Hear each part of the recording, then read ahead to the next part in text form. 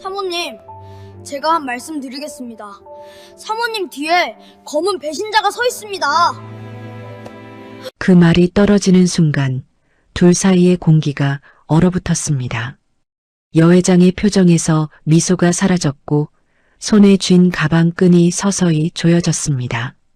준도령은 알 수 있었습니다. 이미 알고 있는 사람의 침묵이라는 걸요. 형광등이 한번 깜빡였습니다. 밖에서는 골목 가로등이 켜지기 시작했고 어둠이 천천히 스며드는 기분이었습니다. 구독, 좋아요 꾹 눌러주시고 어디서 듣고 계신지 댓글 달아주시면 그곳에 행운과 단밤이 깃들기를 바랄게요. 사연 시작합니다. 서울 변두리 재개발 계획에서 몇 번이나 밀려난 동네 골목 끝에 작은 점집 하나가 남아 있었습니다. 간판에는 백두관상이라 적혀 있었지만 글자는 빛의 발에 절반쯤 지워진 상태였죠. 낮에도 어두운 그 골목은 해가 지기 전부터 축축한 그림자를 끌어안고 있었고 점집 문을 열면 오래된 향 냄새와 함께 먼지 섞인 공기가 천천히 흘러나오곤 했습니다. 그곳에서 사람의 얼굴을 보는 이는 노인도 중년의 술사도 아니었습니다. 10살 남짓한 아이, 사람들은 그를 준도령이라 불렀습니다. 본명은 따로 있었지만 이름을 부를 가족도 불러줄 어른도 없는 아이에게 도령이라는 호칭은 이 동네가 줄 수 있는 유일한 존중이었는지도 모르겠습니다. 준도령은 키가 작아 의자에 앉으면 발이 바닥에 닿지 않았습니다. 그래서 늘 발끝을 허공에 둔 채 사람들을 올려다보며 관상을 보았습니다. 아이의 눈높이에서 어른의 얼굴을 바라보면 이상하게도 숨기려는 감정이 더 잘 보이곤 했습니다. 미간에 잠깐 스치는 긴장, 웃음 뒤에 따라오는 불안, 그리고 말하지 않은 죄책감 같은 것들이요. 나는 왜 이런 걸 보게 되는 걸까요? 준도령은 종종 스스로에게 그렇게 묻곤 했습니다. 학교에서 배운 것도 아니고 누가 정식으로 가르쳐준 적도 없었습니다. 다만 돌아가신 할머니가 늘 하시던 말씀이 귀에 남아 있었죠.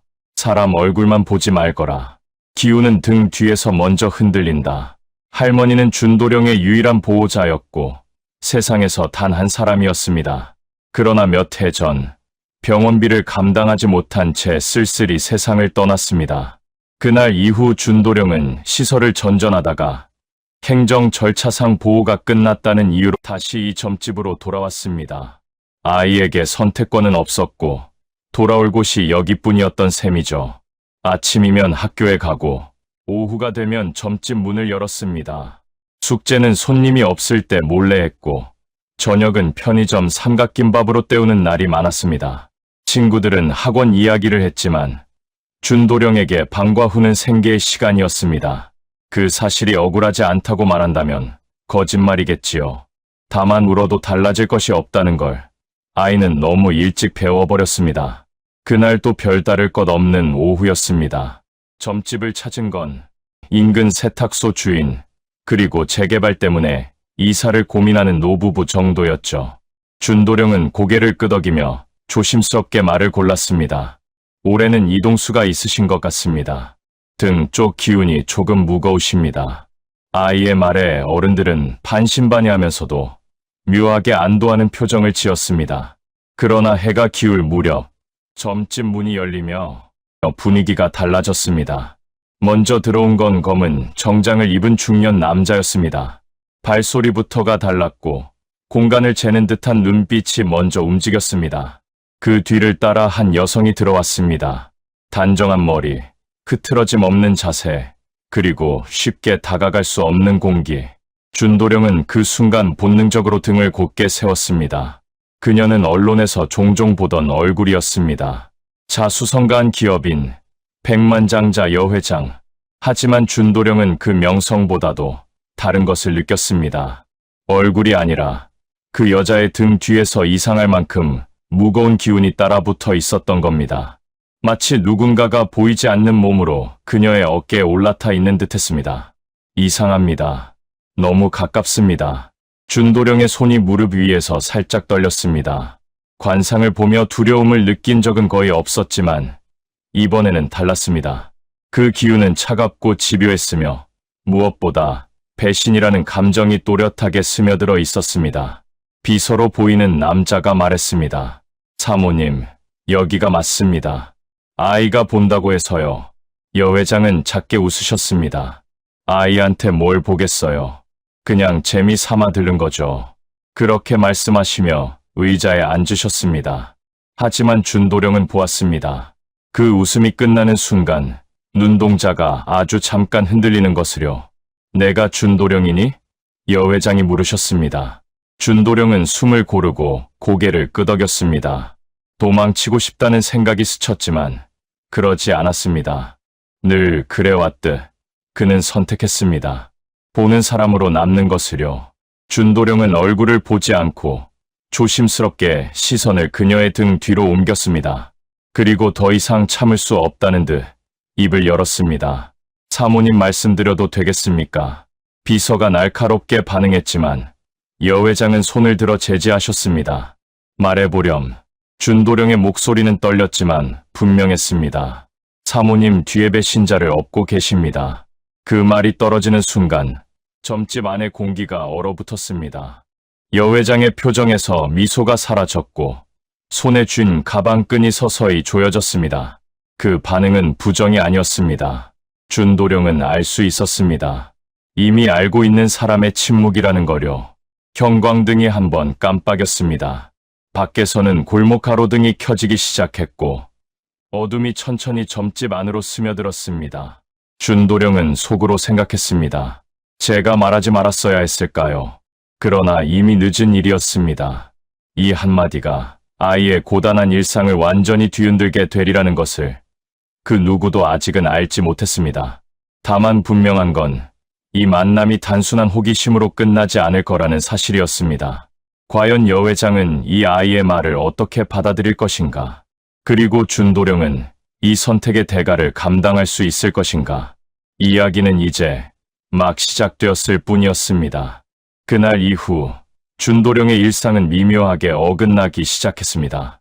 점집 문을 닫고 나면 언제나처럼 골목을 따라 집으로 돌아와야 했지만 그날은 발걸음이 좀처럼 떨어지지 않았습니다. 여 회장이 떠난 자리에는 아직도 무거운 공기가 남아 있었고 등 뒤에 느껴졌던 기운의 잔상이 좀처럼 사라지지 않았기 때문입니다. 사모님 표정이 너무 조용하셨습니다. 준도령은 집으로 돌아와도 그 얼굴이 자꾸 떠올랐습니다. 화를 내지도 웃어넘기지도 않았던 그 침묵 말입니다. 어른들은 보통 아이의 말을 듣고 불쾌해하거나 대수롭지 않게 넘기기 마련이었는데 그 여 회장은 달랐습니다.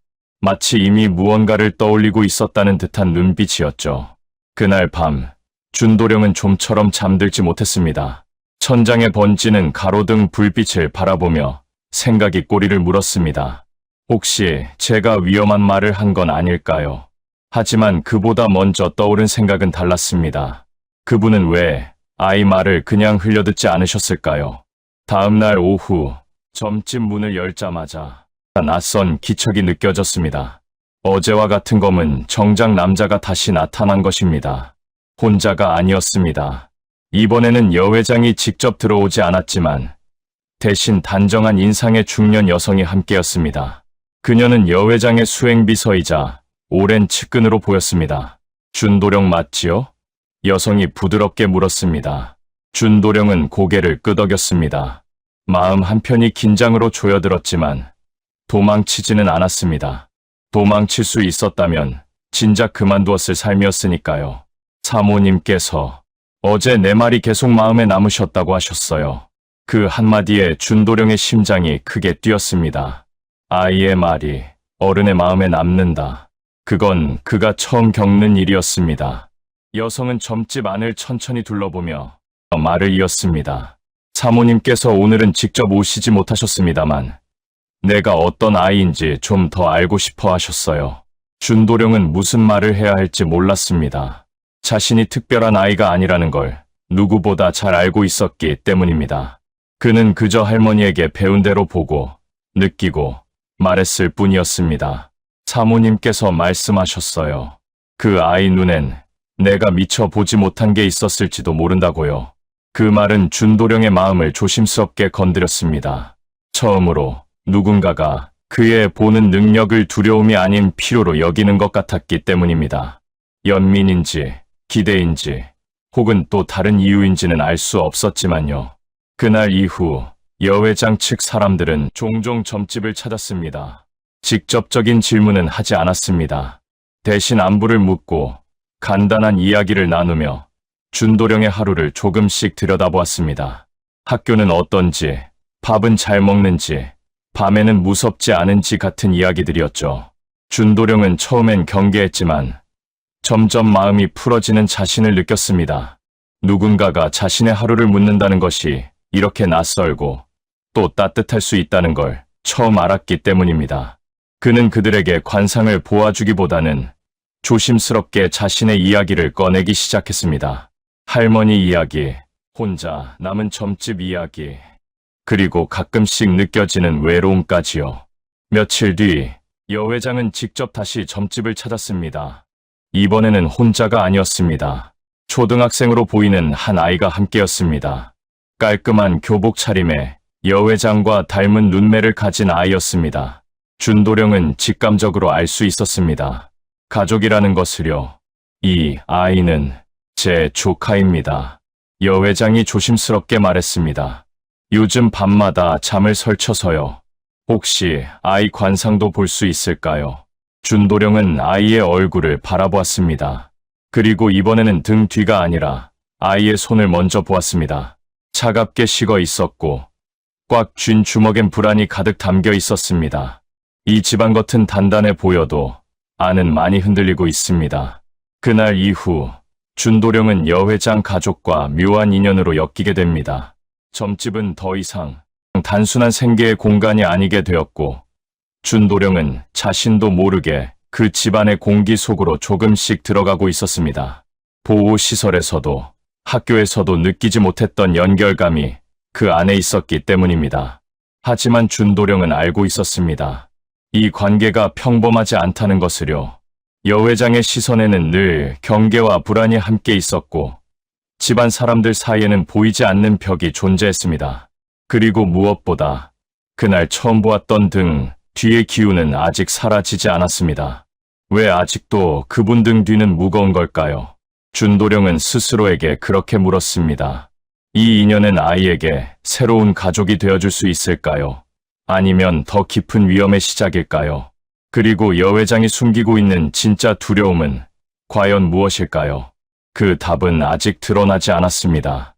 이야기는 이제 더 깊은 곳으로 들어가고 있었습니다. 여회장의 집안은 겉으로 보기엔 흠잡을 데가 없어 보였습니다. 대저택의 정원은 늘 정돈되어 있었고 응접실에는 먼지 하나 보이지 않았습니다. 집안 사람들의 말투도 공손했고 웃음도 적당히 절제되어 있었지요. 그러나 준도령은 그 집에 발을 들이는 순간부터 알 수 있었습니다. 이 집은 조용히 썩고 있다는 사실을 말입니다. 문제는 언제나 사람이었습니다. 특히 여회장의 친족 중 한 사람, 그녀의 사촌이자 회사의 재무를 담당하고 있는 강태문이라는 남자였습니다. 그는 늘 웃는 얼굴로 다가왔지만 그 웃음은 눈까지 닿지 않았습니다. 준도령이 보기에 그의 얼굴은 지나치게 매끈했고 미간에는 눌러 담은 욕심이 굳어 있었습니다. 이분이다. 준도령은 첫 대면에서 이미 느꼈습니다. 여회장의 등 뒤에 붙어 있던 기운의 정체가 바로 이 남자라는 것을요. 그러나 아이는 아무 말도 하지 않았습니다. 말할 수 없었고 말해서도 안 된다는 생각이 먼저 들었기 때문입니다. 아직은 때가 아니라고 본능이 말하고 있었습니다. 강태문은 아이를 탐탁지 않아 했습니다.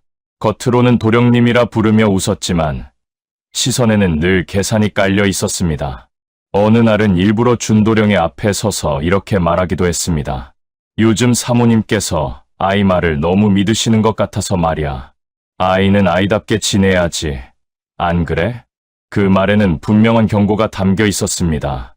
준도령은 고개를 숙인 채 아무 대답도 하지 않았습니다. 도망칠 수도 있었습니다.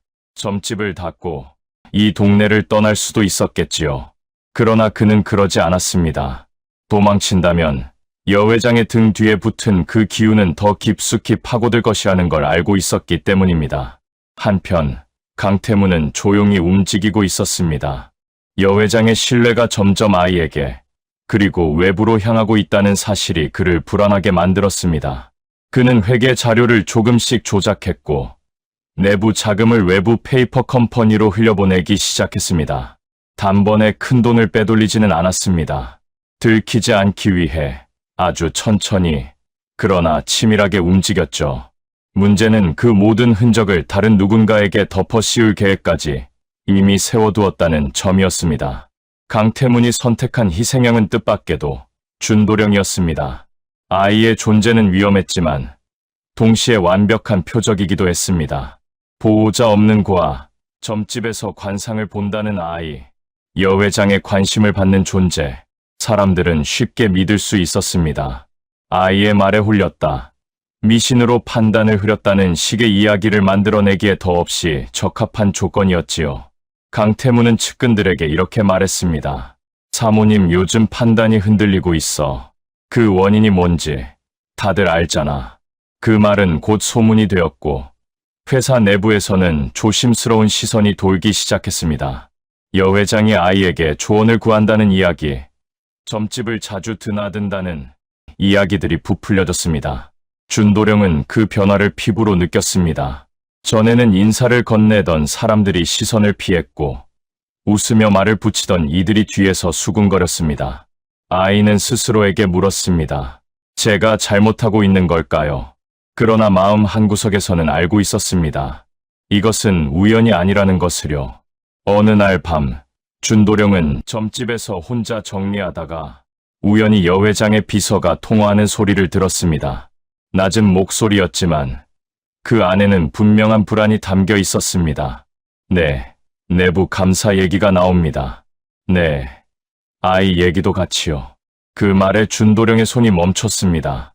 자신이 더 이상 단순한 아이가 아니라 누군가의 계획 안에 들어왔다는 사실을 깨닫는 순간이었습니다. 강태문은 점점 노골적으로 움직이기 시작했습니다. 여 회장의 일정에 차질이 생길 때마다 은근히 아이의 이름이 언급되었고 작은 실수 하나에도 도령 말대로 하다가 이렇게 됐다는 식의 말이 흘러나왔습니다. 누명은 그렇게 천천히 설계되고 있었습니다. 준도령은 알고 있었습니다. 이대로 가면 언젠가 자신에게 모든 책임이 돌아올 거라는 것을요. 그러나 그는 여전히 도망치지 않았습니다. 도망칠 수 있었지만 선택하지 않았습니다. 왜냐하면 이 집안에서 무너질 사람은 자신이 아니라 진짜 배신자여야 한다고 믿었기 때문입니다. 아이의 눈에 강태문의 등 뒤 기우는 날이 갈수록 짙어지고 있었습니다. 그것은 곧 무언가 큰 일이 벌어질 전조처럼 느껴졌습니다. 과연 강태문은 언제 어떤 방식으로 판을 뒤집으려 하는 것일까요?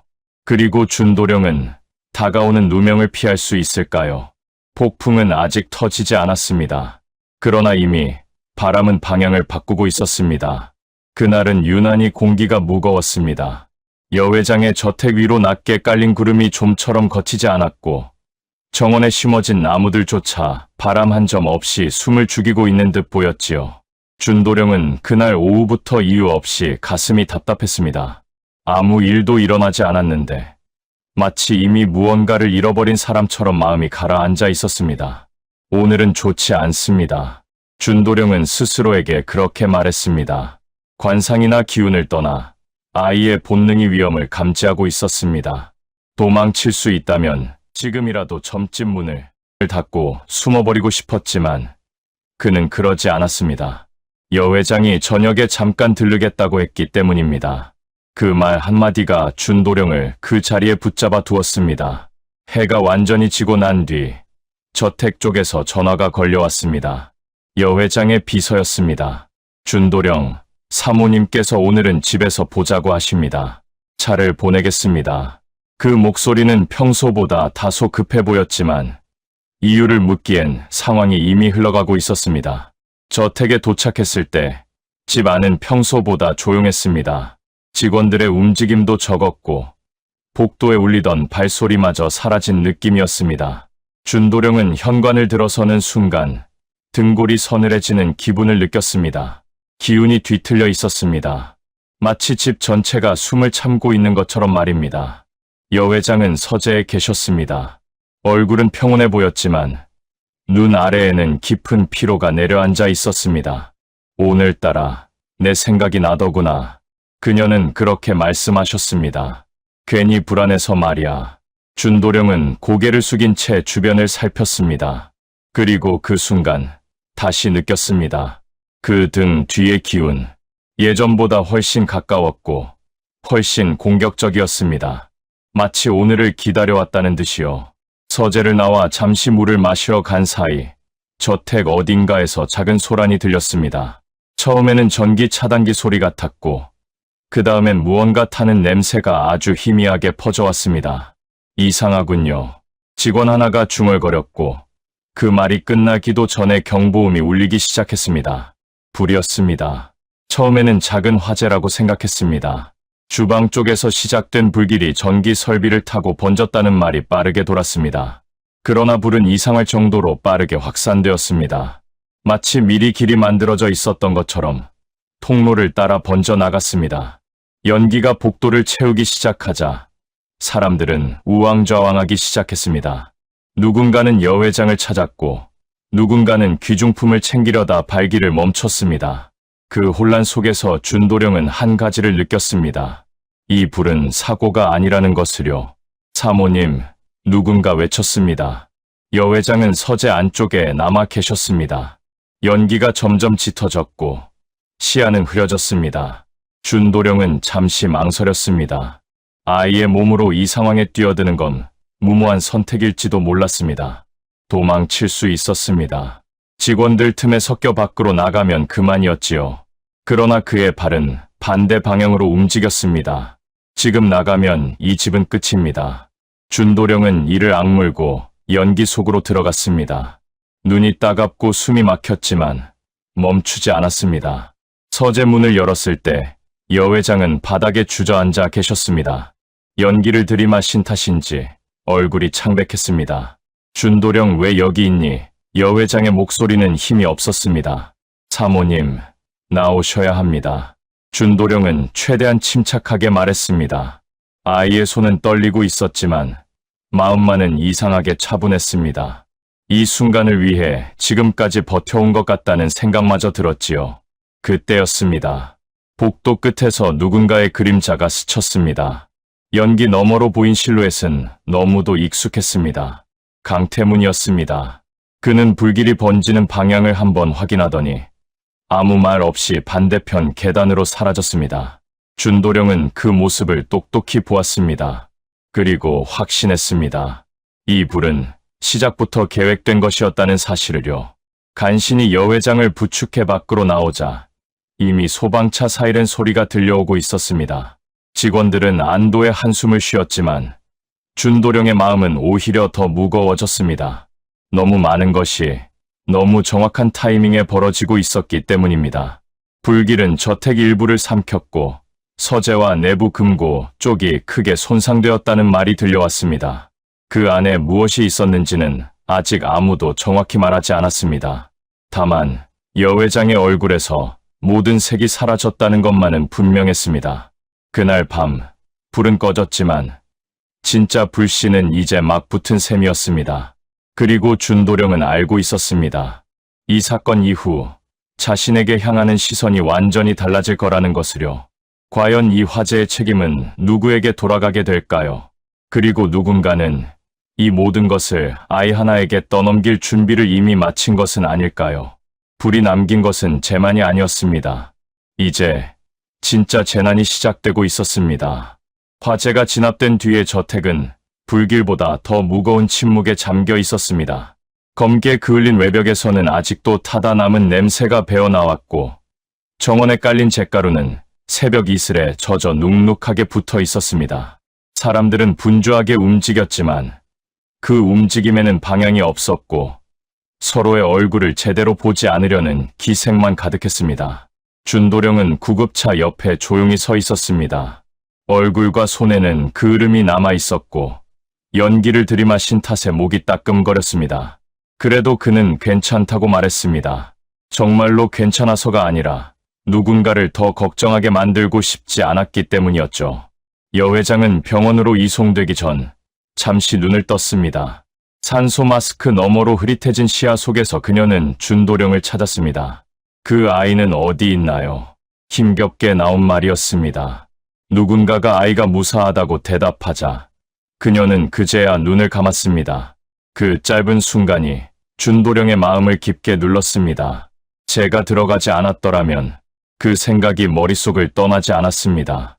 하지만 후회와 동시에 분명한 감정도 있었습니다. 그 선택은 피할 수 없는 것이었다는 확신이었습니다. 아이는 도망칠 수 있었지만 그러지 않았습니다. 누군가는 그 자리에 남아야 했고 그 사람이 자신이라는 걸 알고 있었기 때문입니다. 며칠 뒤 화재 원인에 대한 1차 조사 결과가 나왔습니다. 전기 설비 문제라는 발표가 먼저 나왔지만 곧 다른 이야기가 흘러나오기 시작했습니다. 내부 관계자의 부주의, 관리 소홀, 그리고 외부인의 출입 가능성이라는 말까지 덧붙여졌습니다. 그 외부인이라는 단어가 가리키는 대상이 누구인지는 굳이 말하지 않아도 모두가 알고 있었습니다. 준도령이었습니다. 언론은 조심스럽게 표현했지만 방향은 분명했습니다. 여 회장이 최근 점집 아이의 말을 자주 들었다. 중요한 판단 시점에 아이가 저택에 있었다. 화재 직전 아이가 내부에 있었음이 확인됐다. 사실과 사실 사이에 의도적인 공백이 생기고 그 공백은 상상으로 채워졌습니다. 사람들의 시선이 달라졌습니다. 전에는 연민이 섞여 있던 눈빛이었지만 이제는 의심과 경계가 앞섰습니다. 아이 말에 홀려서 일이 커진 거 아니야 라는 말이 속삭임처럼 번졌고 그 말은 금세 확신처럼 굳어갔습니다. 강태무는 그 흐름을 놓치지 않았습니다. 그는 회의 자리에서 차분하게 말했습니다. 물론 아이를 탓하려는 건 아닙니다만 사모님의 판단이 흔들린 시점과 그 아이의 출입 시점이 겹친다는 건 외부에서도 문제 삼을 수 있지 않겠습니까? 그의 말투는 합리적이었고 표정은 걱정으로 가득 차 있었습니다. 그 말 한마디로 분위기는 결정되었습니다. 며칠 뒤 준도령은 조사를 받게 되었습니다. 경찰서의 차가운 의자에 앉아 있으니 아이의 몸이 더 작아진 것처럼 느껴졌습니다. 질문은 친절했지만 방향은 명확했습니다. 왜 그날 저택에 있었나요? 사모님께 어떤 말을 했나요? 불이 나기 전에 이상한 점을 느끼지 못했나요? 준도령은 사실대로 대답했습니다. 숨기지 않았고 꾸미지도 않았습니다. 그러나 진실은 언제나 그대로 전달되지 않는다는 사실을 아이는 그날 처음으로 뼈저리게 배웠습니다. 그의 말은 기록 속에서 조금씩 다른 의미로 바뀌어 있었습니다. 그럼에도 불구하고 준도령은 한 가지 선택을 합니다. 여 회장을 보호하기로 한 선택이었습니다. 사모님께서 저를 부르셨습니다. 그는 그렇게 말했습니다. 사실이었습니다. 그러나 그 말은 마치 여 회장이 모든 판단을 아이에게 맡긴 것처럼 들릴 여지가 있었습니다. 준도령은 그 위험을 알면서도 말을 고치지 않았습니다. 지금 이 상황에서 여 회장이 더 큰 비난을 받게 해서는 안 된다고 생각했기 때문입니다. 그 선택은 곧바로 결과를 낳았습니다. 언론은 제목을 바꿨고 여론은 더 거칠어졌습니다. 점집 아이, 재벌 판단의 개입이라는 자극적인 문구가 떠돌기 시작했습니다. 준도령은 점집 문을 닫았습니다. 돌멩이가 날아들었고 벽에는 낙서가 남았습니다. 밤이 되면 아이는 혼자 앉아 생각했습니다. 이렇게까지 해야 했을까요? 하지만 다시 떠올려보면 다른 선택지는 없었습니다. 그가 물러나면 여 회장은 더 깊은 수렁으로 끌려 들어갈 것이 분명했기 때문입니다. 이것이 그의 첫 번째 희생이었습니다. 아무도 알아주지 않는 선택. 그러나 누군가는 대신 짊어져야 했던 선택 말입니다. 그리고 준도령은 아직 알지 못했습니다. 이 희생이 끝이 아니라 시작에 불과하다는 사실을요. 이제 누명은 굳어지고 있었고 다음 단계는 훨씬 더 잔혹해질 준비를 하고 있었습니다. 과연 이 아이는 어디까지 대신 짊어지게 될까요? 그리고 진짜 배신자는 언제까지 뒤에 숨어 있을 수 있을까요? 이야기는 이제 되돌릴 수 없는 지점을 향해 가고 있었습니다. 조사가 끝났다고 해서 모든 것이 끝난 것은 아니었습니다. 오히려 그때부터가 시작이었습니다. 준도령은 그 사실을 점점 또렷하게 깨닫고 있었습니다. 경찰서에서 돌아온 뒤 아이의 일상은 완전히 다른 결로 흘러가기 시작했기 때문입니다. 점집 문을 닫아둔 채 며칠이 지났습니다.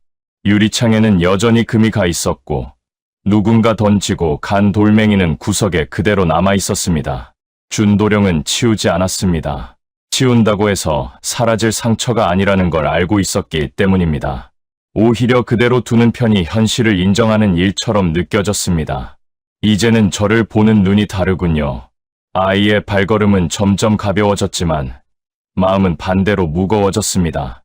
학교에 가면 친구들은 예전처럼 말을 걸지 않았고 선생님들조차 필요 이상으로 조심스러운 태도를 보였습니다. 동정과 경계가 섞인 시선은 아이를 더 외롭게 만들었습니다. 잘못을 저지른 것도 아닌데 설명해야 할 사람이 된 기분이 들었습니다. 그 사이 여 회장의 상태는 점점 악화되고 있었습니다. 화재 이후 흡입한 연기와 극심한 스트레스가 겹치며 입원 기간이 길어졌고 언론은 이를 놓치지 않았습니다. 경영 공백 우려, 판단력 저하 논란 같은 단어들이 기사 제목에 반복되었습니다. 그 모든 기사에는 빠지지 않고 준도령의 존재가 암시처럼 따라붙었습니다. 강태무는 그 틈을 파고들었습니다. 그는 공식적으로는 여 회장을 걱정하는 사람처럼 행동했습니다. 병문안을 오면 늘 가장 먼저 도착했고 기자들 앞에서는 사모님의 건강이 최우선이라고 말했습니다. 그러나 회의실 문이 닫히면 전혀 다른 이야기가 오갔습니다. 지금은 리스크를 정리할 시점입니다. 외부 개입에 대한 명확한 선을 그어야 합니다. 그 외부 개입이 누구를 의미하는지는 모두가 알고 있었습니다. 어느 날 준도령은 여 회장의 비서에게서 연락을 받았습니다. 목소리는 낮았고 조심스러웠습니다. 준도령 사모님께서 아이를 직접 만나고 싶어 하십니다. 그 말 한마디에 아이의 가슴이 철렁 내려앉았습니다. 기쁜 마음보다 먼저 떠오른 건 불안이었습니다. 병실은 생각보다 조용했습니다. 창밖으로는 햇빛이 들어왔지만 병실 안 공기는 무겁게 가라앉아 있었습니다. 여 회장은 침대에 누운 채 준도령을 바라보았습니다. 눈빛은 여전히 단단했지만 그 안에는 분명한 흔들림이 있었습니다. 미안하구나. 그 말이 먼저 나왔습니다. 준도령은 아무 대답도 하지 못했습니다. 미안하다는 말이 왜 어른의 입에서 나오는지 그 의미를 아이는 너무 잘 알고 있었기 때문입니다. 여 회장은 잠시 숨을 고른 뒤 말을 이었습니다. 내가 아니었으면 난 그날 나오지 못했을 거야. 그 말은 사실이었습니다. 그리고 동시에 아이에게는 짐이 되는 말이기도 했습니다.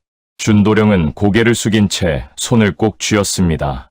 그래서 더 제가 물러나야 하는 거겠지요. 여 회장은 조심스럽게 물었습니다. 요즘 힘들지 않니? 그 질문에 준도령은 잠시 망설였습니다. 그리고 고개를 끄덕였습니다.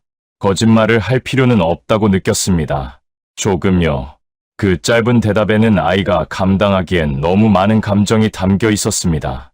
그날 이후 준도령은 결정을 내립니다. 완전히 물러나기로요. 점집을 정리하고 여 회장과의 연결도 끊겠다고 마음먹었습니다. 자신이 곁에 있는 한 여 회장은 계속 공격받을 것이고 그 틈을 노리는 사람들이 더 대담해질 거라는 걸 알고 있었기 때문입니다. 도망치는 선택과는 달랐습니다. 이번에는 누군가를 살리기 위해 사라지는 선택이었습니다. 준도령은 여 회장의 비서에게 짧은 메시지를 남겼습니다. 사모님께 전해주십시오. 이제 더 이상 관상은 보지 않겠다고요. 그 문장을 보내는 손이 심하게 떨렸지만 지우지는 않았습니다. 그 결정은 곧바로 상처로 돌아왔습니다. 강태무는 그 사실을 기다렸다는 듯 이용했습니다. 보십시오. 스스로 물러났습니다. 찔리는 게 있으니 숨은 것 아니겠습니까? 그 말은 회의실을 넘어 언론으로 흘러갔고 여론은 더욱 차갑게 굳어졌습니다. 준도령은 밤마다 잠에서 깼습니다. 불길 속에서 누군가 등을 밀치는 꿈, 아무도 자신의 말을 듣지 않는 꿈이 반복되었습니다. 가슴이 답답해 숨이 막히는 순간도 잦아졌습니다. 아이는 처음으로 깨달았습니다. 상처는 눈에 보이지 않아도 사람을 안에서부터 무너뜨릴 수 있다는 사실을요. 그러나 그럼에도 불구하고 그는 선택을 후회하지 않았습니다. 지금의 고통이 누군가를 지켜줄 수 있다면 감당해야 한다고 생각했습니다. 아이답지 않은 생각이었지만 이미 너무 많은 것을 본 아이였습니다. 이것이 두 번째 단계로 향하는 문턱이라는 걸 준도령은 아직 몰랐습니다. 다만 느낄 수 있었습니다. 이 상처가 언젠가 다른 의미로 돌아올 것이라는 불길한 예감 말입니다. 과연 이 아이는 어디까지 잃게 될까요? 그리고 강태무는 이 희생 위에서 얼마나 더 멀리 나아가려는 것일까요? 불길은 꺼졌지만 아이의 안에서는 아직도 타오르고 있었습니다. 준도령이 점집을 완전히 정리한 뒤 동네는 더 이상 그를 보호해 주지 않았습니다. 이전까지는 낡았지만 익숙했던 골목이었고 인사를 건네면 누군가는 받아주던 공간이었으나 이제는 아이의 발걸음 하나하나가 불편한 소음처럼 취급되는 분위기였습니다. 문을 닫은 점집 앞에는 여전히 사기꾼, 미신 조장 같은 낙서가 남아있었고 비가 올 때마다 글씨는 번지며 더 흉측한 모양을 만들어냈습니다. 준도령은 그 앞을 지나갈 때마다 고개를 숙였습니다. 부끄러워서라기보다는 더 이상 마주할 힘이 없어서였습니다. 제가 뭘 그렇게 잘못했을까요? 아이는 수없이 자신에게 물었지만 대답은 늘 같은 자리에서 맴돌았습니다. 사실대로 말했고 도망치지 않았고 누군가를 살리려 선택했을 뿐이었습니다. 그러나 세상은 그런 사정을 궁금해하지 않았습니다. 언론은 더 노골적으로 움직이기 시작했습니다. 처음에는 익명 처리된 기사였지만 곧 점집, 아이, 관상 소년이라는 표현이 반복되며 하나의 이미지로 굳어갔습니다. 사람들은 그 아이가 실제로 누구인지보다 이야기에 쓰기 좋은 역할인지에 관심을 가졌습니다. 재벌 판단을 흐린 미신, 위험한 아이 같은 말들이 댓글과 방송 자막으로 소비되었습니다. 학교도 안전하지 않았습니다.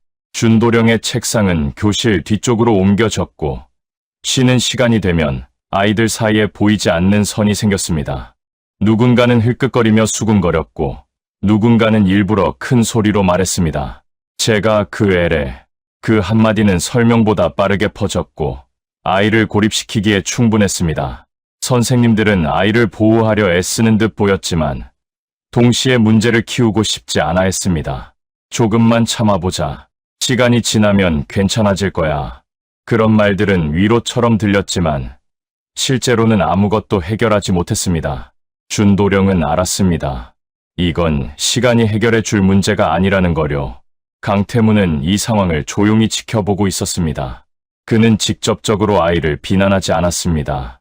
오히려 아이도 피해자일 수 있다는 식의 말을 흘렸습니다. 그러나 그 말 뒤에는 늘 조건이 붙었습니다. 다만 책임 소재는 분명히 해야 한다는 식이었죠. 그렇게 그는 여론의 방향을 부드럽게 조정했습니다.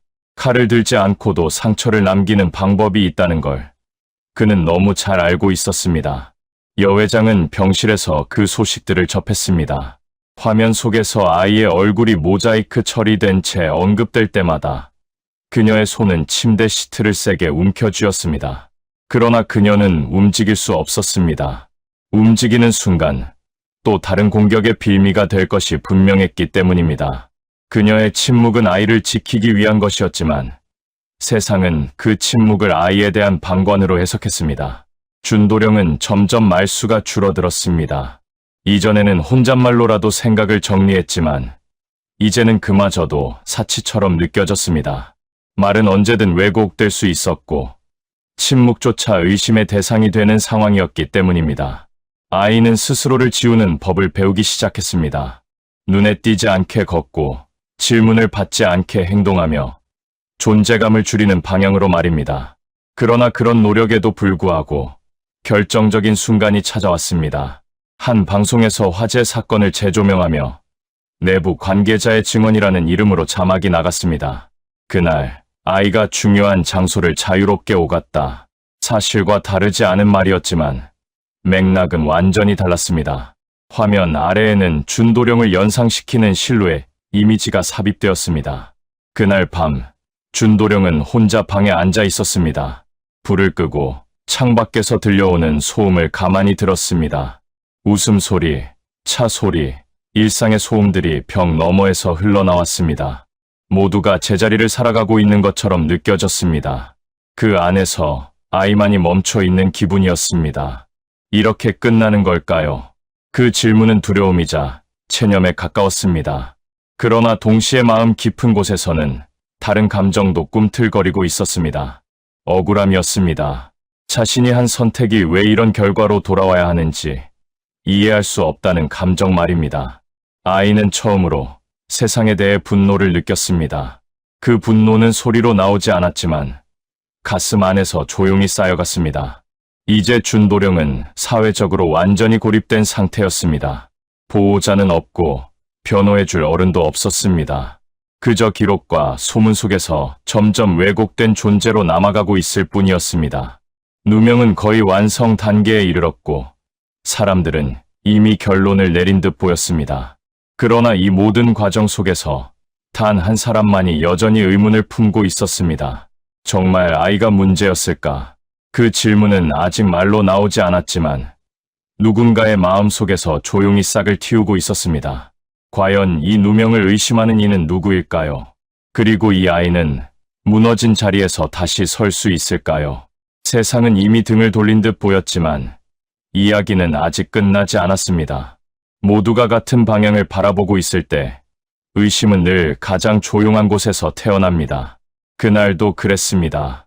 세상은 이미 결론을 내려버린 듯 보였고 준도령이라는 이름은 하나의 이미지로 굳어져 있었습니다. 미신에 빠진 아이, 재벌을 흔든 외부 요인, 사건의 주변부에 있었던 위험한 존재. 누구도 더 이상 사실을 묻지 않았고 질문은 사치가 되어버린 상황이었습니다. 그러나 단 한 사람, 여회장의 오랜 운전기사였던 박상우는 그 흐름이 이상하다고 느끼고 있었습니다. 그는 이 집안에서 십수년을 일해온 사람이었고 말수는 적었지만 관찰력이 뛰어났습니다. 사람들은 그를 단순한 기사로만 보았지만 그는 늘 뒷좌석보다 앞유리에 비친 얼굴들을 더 많이 보아왔습니다. 화재가 있던 날 밤, 박상우는 누구보다 일찍 저택에 도착했습니다. 그리고 누구보다 늦게 그곳을 떠났습니다. 불길이 번지는 와중에도 그는 차량을 움직이지 않았고 소방차가 들어올 수 있도록 길을 확보하는 데 집중했습니다. 그 과정에서 그는 한 장면을 보았습니다. 아무도 주목하지 않았던 장면이었죠. 연기가 퍼지기 직전 강태문이 서재 쪽이 아닌 별관 통로에서 나오는 모습이었습니다. 그 장면은 이상했습니다. 화재 초기 보고에 따르면 불은 주방과 서재 인근에서 시작되었다고 되어 있었습니다. 그렇다면 강태문이 있어야 할 위치는 그 근처였어야 했습니다. 그러나 박상훈이 본 그는 반대 방향에서 나오고 있었습니다. 그 사실이 머릿속에서 계속 걸렸습니다. 내가 잘못 본 걸까? 박상훈은 스스로에게 여러 번 물었습니다. 그러나 그날의 장면은 이상하리만큼 또렷하게 남아 있었습니다. 강태문의 표정, 걸음걸이, 그리고 무엇보다 전혀 당황하지 않은 얼굴이 기억에 남아 있었습니다. 화재가 막 시작된 상황에서 보이기엔 지나치게 정돈된 모습이었기 때문입니다. 그 의심은 며칠 뒤 또 다른 기억과 연결됩니다. 화재 이전, 강태문이 박상훈에게 했던 말이 떠올랐습니다. 오늘은 차를 저택 뒤쪽에 세워두는 게 좋겠습니다. 그 말은 별것 아닌 지시처럼 들렸지만 결과적으로 차량 동선과 CCTV 사각지대를 만들어냈습니다. 당시에는 깊이 생각하지 않았지만 지금 돌아보니 우연으로 치부하기엔 너무 정확한 타이밍이었습니다. 박상훈은 조심스럽게 자료를 다시 살펴보기 시작했습니다. 공식 보고서, 언론 기사, 내부 공지까지 하나씩 비교하며 읽었습니다. 그 과정에서 그는 또 하나의 이상한 점을 발견했습니다. 화재 당시 출입 기록에서 준도령의 동선은 유독 상세하게 기록되어 있었지만 강태문의 이동 기록은 놀랄 만큼 단순하게 처리되어 있었습니다. 왜 아이의 움직임은 이렇게 자세히 남아있는데? 그 질문은 곧 의문으로 바뀌었고 의문은 의심으로 굳어졌습니다. 박상훈은 처음으로 세상이 만들어낸 이야기와 실제 상황 사이에 큰 간극이 있다는 생각을 하게 되었습니다. 그리고 그 간극의 중심에 아무 힘도 없는 아이가 서 있다는 사실이 마음을 불편하게 만들었습니다. 한편 준도령은 여전히 침묵 속에 있었습니다. 점집을 떠난 뒤 임시로 머무르고 있는 작은 방에서 아이는 하루 대부분을 혼자 보냈습니다. TV도 켜지 않았고 휴대전화도 거의 사용하지 않았습니다. 외부와 연결될수록 상처가 깊어진다는 걸 이미 경험으로 배웠기 때문입니다. 그러던 어느 날 낯선 번호로 전화가 걸려왔습니다. 준도령은 받지 않으려다 이상하게도 손이 먼저 움직였습니다. 수화기 너머에서는 낮고 조심스러운 목소리가 들려왔습니다. 혹시 준도령 맞습니까? 그 목소리는 공격적이지도 동정적이지도 않았습니다. 다만 조심스러웠습니다. 박상훈이었습니다. 그는 자신의 신분을 길게 설명하지 않았습니다. 대신 이렇게 말했습니다. 아이 말이 자꾸 마음에 걸립니다. 그 한마디에 준도령의 심장이 크게 뛰었습니다.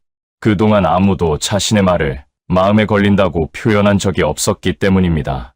대부분은 위험하다거나 문제라는 식으로만 이야기했을 뿐이었죠. 박상훈은 더 묻지 않았습니다. 화재에 대한 질문도 관상에 대한 질문도 하지 않았습니다. 대신 조심스럽게 말했습니다. 그날 밤 아이가 본 것 말고 다른 것도 느낀 게 있습니까? 그 질문은 추궁이 아니라 확인에 가까웠습니다. 준도령은 잠시 침묵하다가 대답했습니다. 등 뒤가요. 그분 등 뒤가 처음부터 무거웠습니다. 그 말은 설명이 부족했지만 박상훈은 고개를 끄덕였습니다. 마치 이미 절반쯤은 알고 있다는 듯한 반응이었습니다. 전화를 끊은 뒤 박상훈은 결심했습니다. 이건 그냥 넘길 일이 아니라는 것을요. 아이의 말은 미신이 아니라 경고였을지도 모른다는 생각이 들었습니다. 그리고 만약 그 경고가 사실이라면 지금까지의 모든 흐름은 누군가에 의해 의도적으로 설계된 것이 됩니다. 의심은 이제 혼자만의 생각이 아니게 되었습니다. 아주 작지만 분명한 연결점이 생긴 셈이었죠. 박상훈은 더 많은 것을 확인하기로 마음먹었습니다. 기록, 동선, 그리고 사람들의 말 사이에서 진실의 조각을 찾아내기 위해서 말입니다.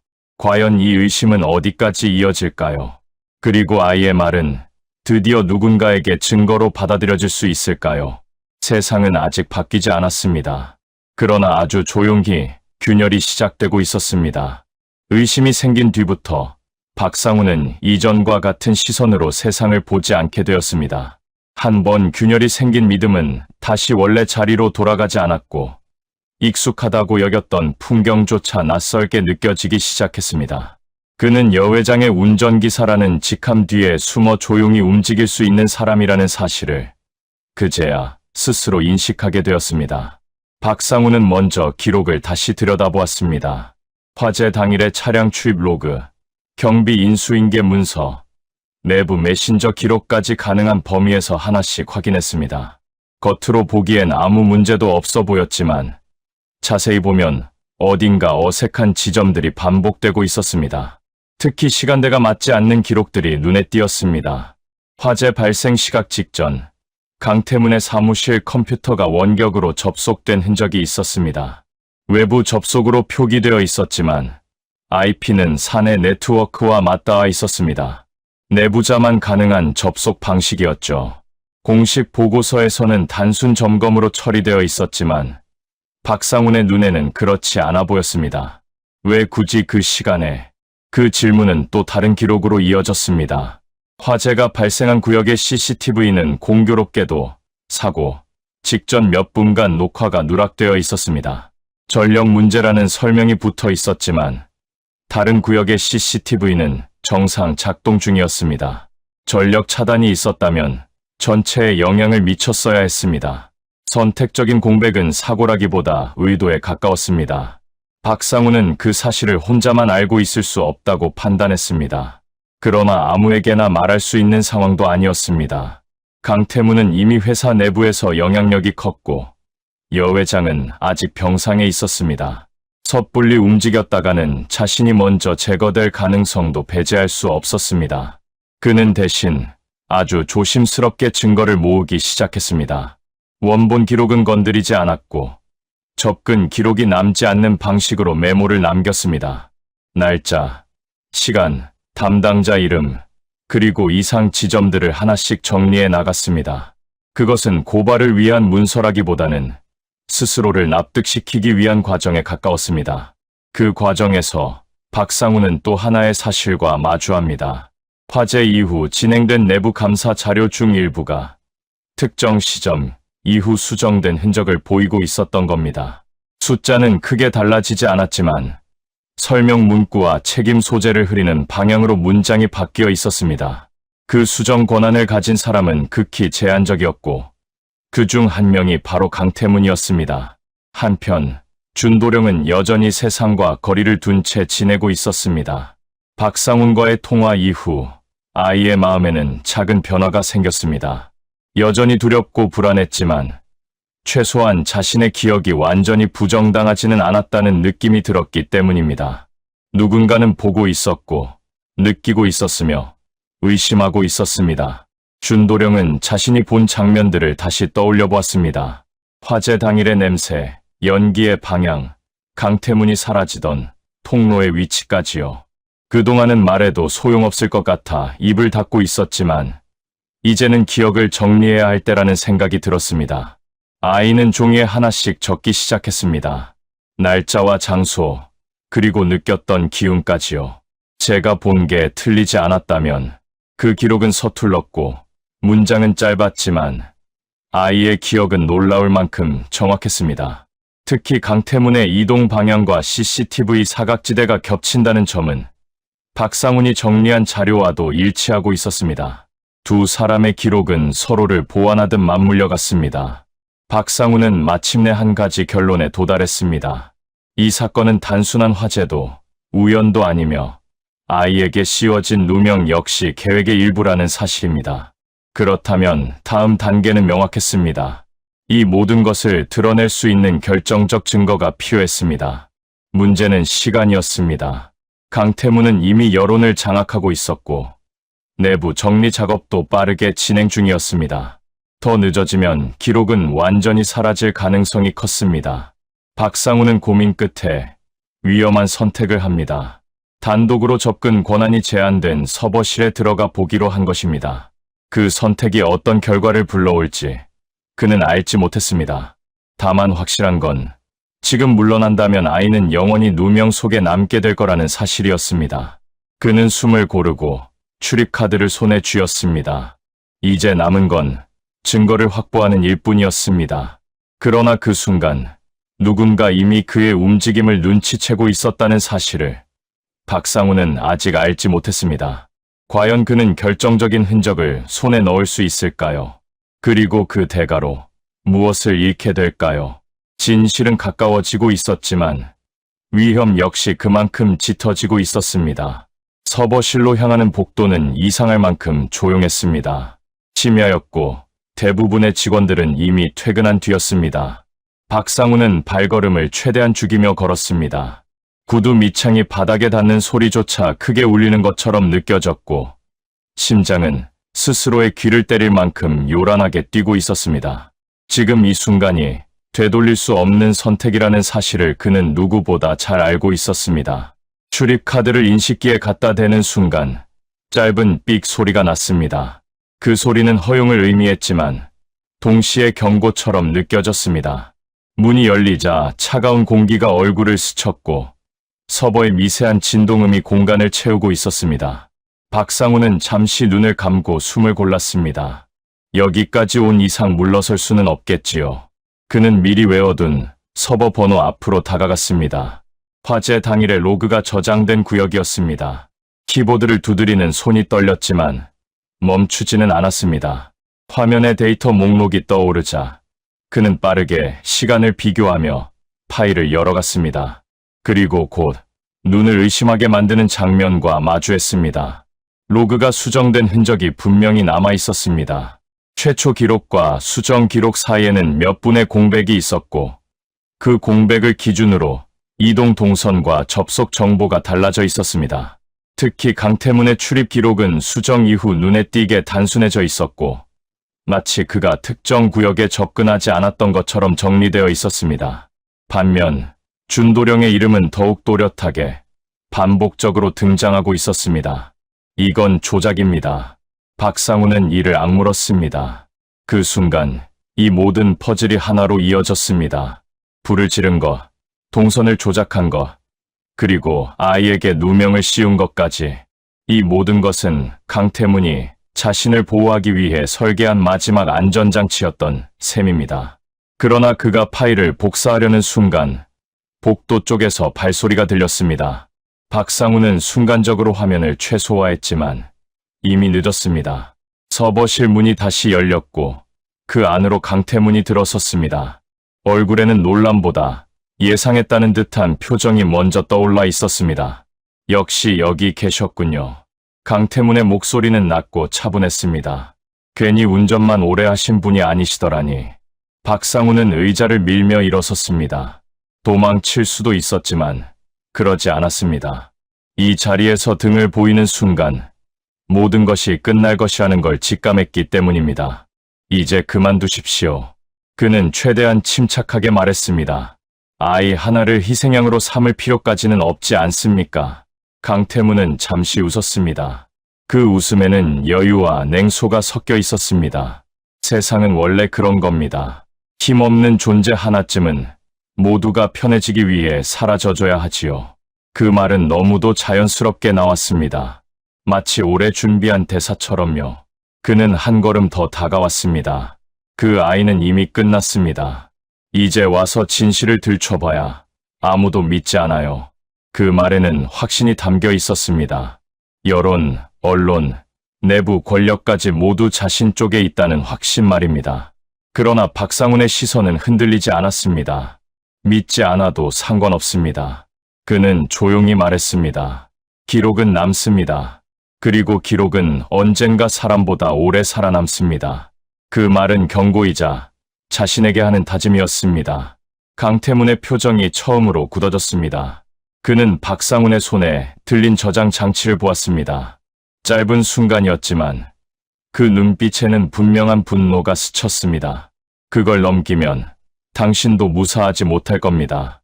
그의 말투는 더 이상 부드럽지 않았습니다. 그날 밤 서버실에서 두 사람은 오랫동안 대치했습니다. 물리적인 충돌은 없었지만 공기는 칼날처럼 날카로웠습니다. 결국 강태문은 한 발 물러섰습니다. 직접적인 행동은 오히려 더 큰 위험을 부를 수 있다는 판단이었을 것입니다. 그는 마지막으로 이렇게 말했습니다. 기회는 드렸습니다. 후회하지 마십시오. 강태문이 떠난 뒤 박상우는 그 자리에 한동안 서 있었습니다. 다리가 풀려 의자에 다시 앉고 나서야 자신이 얼마나 큰 위험을 감수했는지 실감이 났습니다. 그러나 손에 쥔 저장 장치는 분명한 무게를 가지고 있었습니다. 그 안에는 아이의 누명을 뒤집을 수 있는 실마리가 담겨 있었으니까요. 한편 준도령은 그 시각 작은 방에서 잠을 이루지 못하고 있었습니다. 이유 없이 가슴이 조여왔고 숨이 막히는 느낌이 들었습니다. 아이는 알 수 없었지만 누군가가 자신을 위해 가장 위험한 싸움을 하고 있다는 사실이 묘하게도 마음 깊은 곳에서 전해지고 있었습니다. 강태문은 이제 마지막 수를 준비하고 있었습니다. 증거가 세상 밖으로 나오기 전에 더 큰 혼란을 만들 생각이었습니다. 여론을 한 번 더 흔들고 아이를 완전히 돌이킬 수 없는 위치로 몰아넣을 계획 말입니다. 과연 이 싸움은 누가 먼저 무너질까요? 그리고 아이의 이름은 진실과 함께 다시 불릴 수 있을까요? 폭풍은 절정으로 치닫고 있었습니다.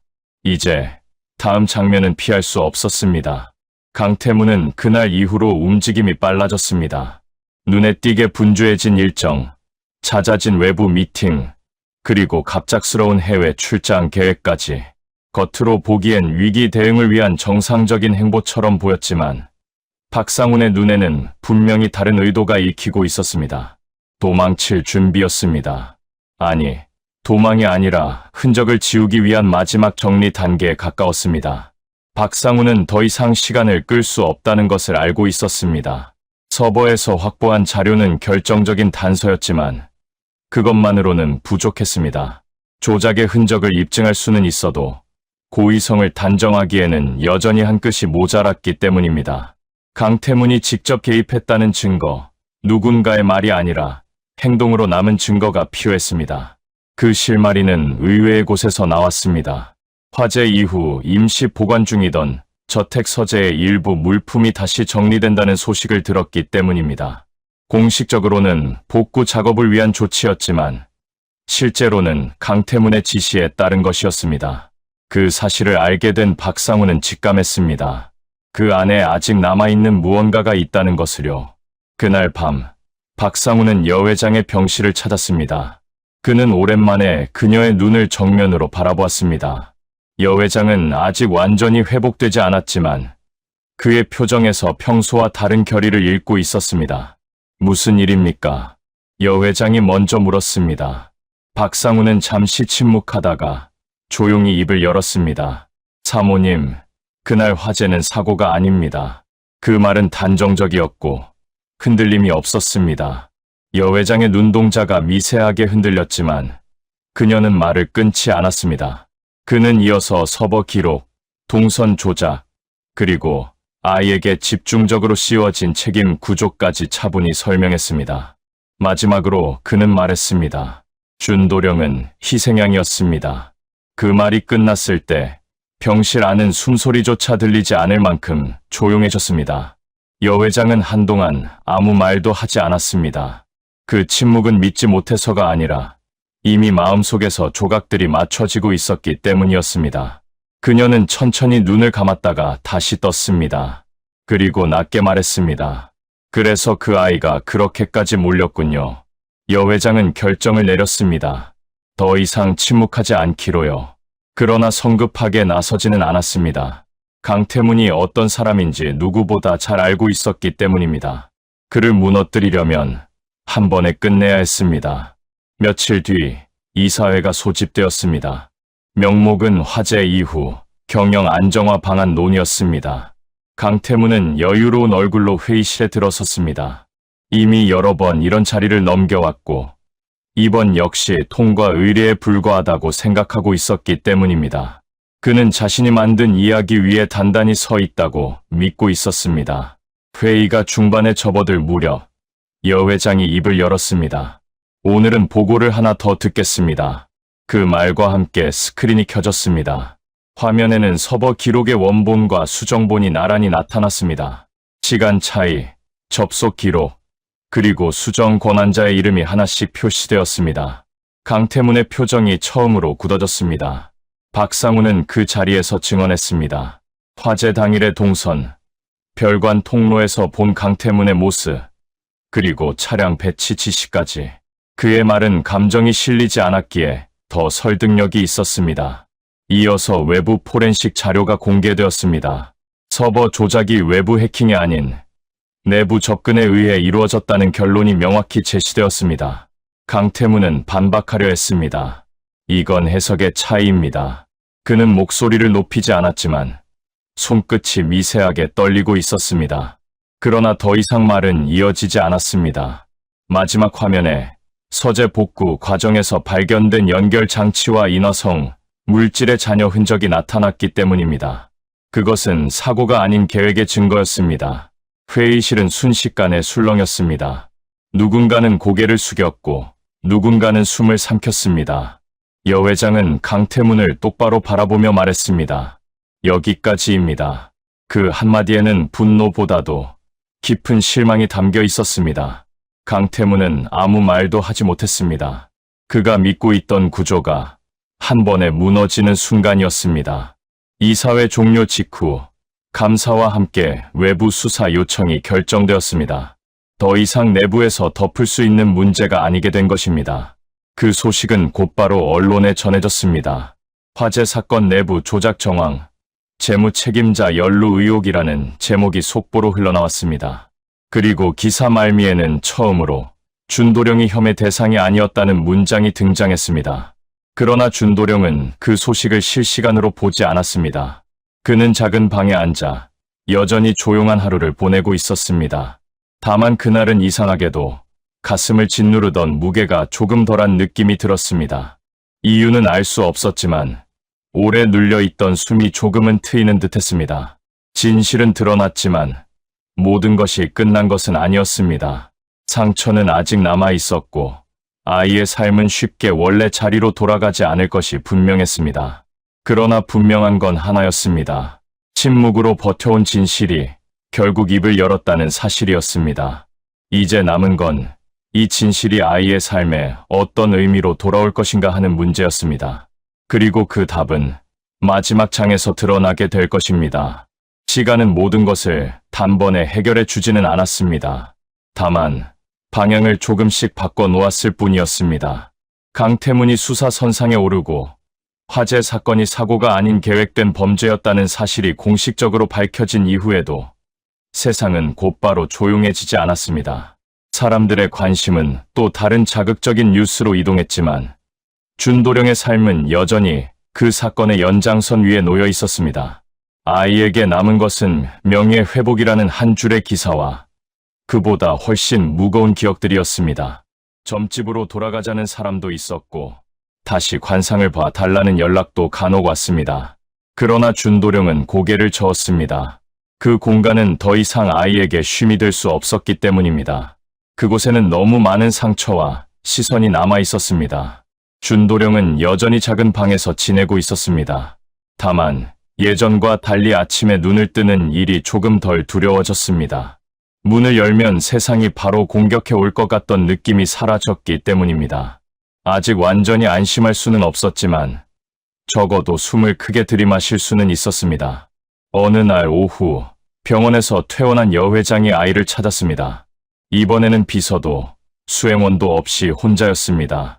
병색은 아직 남아 있었지만 걸음은 단단했습니다. 준도령은 문 앞에서 그녀를 보고 잠시 멈칫했습니다. 무슨 말을 해야 할지 몰랐기 때문입니다. 여 회장은 먼저 고개를 숙였습니다. 아주 천천히 그러나 분명하게였습니다. 고맙습니다. 그 말은 형식적인 감사가 아니었습니다. 아이가 자신을 불길 속에서 끌어낸 것만을 의미하지도 않았습니다. 그녀의 삶에서 가장 추악한 진실을 대신 짊어지고 버텨준 시간 전체에 대한 감사였습니다. 준도령은 아무 말도 하지 못했습니다. 대신 고개를 숙였습니다. 그 순간 아이는 깨달았습니다. 자신이 바랐던 것은 사과도 보상도 아니었다는 사실을요. 그저 누군가가 자신의 선택을 이해해 주는 것, 그것이면 충분했다는 것을 말입니다. 여 회장은 잠시 망설이다가 말을 이었습니다. 내가 혼자 버텨온 시간이 너무 길었다는 걸 이제야 알았습니다. 그 말에는 후회가 담겨 있었지만 동시에 결심도 담겨 있었습니다. 이제는 혼자가 아니었으면 합니다. 그 제안은 보호를 의미하지 않았습니다. 동정도 아니었습니다. 그것은 함께 책임지겠다는 약속에 가까웠습니다. 준도령은 그 의미를 바로 이해하지는 못했지만 적어도 그 말이 가볍지 않다는 것은 느낄 수 있었습니다. 시간이 조금 더 흘렀습니다. 여 회장은 공식적으로 준도령의 보호자가 되었습니다. 언론에는 짧은 기사 한 줄이 나갔을 뿐이었고 사람들은 곧 관심을 거두었습니다. 그러나 아이의 삶에서는 큰 변화였습니다. 법적인 보호보다 더 중요한 것은 이제 돌아갈 곳이 생겼다는 사실이었기 때문입니다. 새로 이사한 집은 크지도 화려하지도 않았습니다. 다만 따뜻했습니다. 준도령에게는 자신의 방이 생겼고 책상 위에는 처음으로 마음껏 펼쳐놓을 수 있는 공책들이 놓였습니다. 그는 관상을 적지 않았습니다. 대신 그동안 하지 못했던 생각들을 적기 시작했습니다. 불길 속에서 느꼈던 공포, 침묵 속에서 쌓였던 분노, 그리고 끝내 버티게 만든 이유들까지요. 여 회장은 아이에게 묻지 않았습니다. 왜 그런 선택을 했니라는 질문도, 다시 관상을 볼 생각은 없니라는 말도 하지 않았습니다. 대신 함께 식탁에 앉아 밥을 먹고 날씨 이야기를 하고 가끔은 아무 말 없이 시간을 보냈습니다. 그 침묵은 예전과 달랐습니다. 견뎌야 하는 침묵이 아니라 함께 있어도 괜찮은 침묵이었습니다. 준도령은 어느 날 문득 이렇게 생각했습니다. 이게 가족이라는 걸까요? 피로 이어지지 않았고 오래 알지도 못했지만 서로의 상처를 함부로 건드리지 않는 관계. 그 조심스러움이 오히려 아이를 편안하게 만들었습니다. 시간이 지나면서 준도령은 더 이상 도령으로 불리지 않았습니다. 학교에서는 본명으로 불렸고 친구들과도 조금씩 다시 어울리기 시작했습니다. 상처가 완전히 사라진 것은 아니었지만 그것이 자신을 정의하지는 않는다는 사실을 배워가고 있었습니다. 어느 저녁, 여 회장은 아이에게 물었습니다. 이제는 괜찮니? 그 질문에는 답을 강요하지 않는 여유가 담겨 있었습니다. 준도령은 잠시 생각하다가 고개를 끄덕였습니다. 조금요. 그 대답은 솔직했고 충분했습니다. 불길은 지나갔고 누명은 벗겨졌습니다. 그러나 이 이야기의 끝은 정의의 승리도 악인의 몰락도 아니었습니다. 그것은 상처가 의미로 바뀌는 과정이었습니다. 혼자였던 아이가 혼자가 아니게 되는 과정 말입니다. 준도령은 더 이상 사람의 등 뒤를 보지 않았습니다. 대신 앞을 보며 걸었습니다. 아직은 조심스럽지만 분명한 방향으로 말입니다. 그리고 그 옆에는 같은 방향을 바라보는 어른이 함께 서 있었습니다. 이것이 이 이야기의 끝이었습니다. 그리고 누군가에게는 새로운 시작이었습니다. 이 이야기가 가슴에 남는다면 구독, 좋아요, 알림 설정 꾹 눌러주세요. 누군가의 인생이 당신의 이야기일 수 있습니다.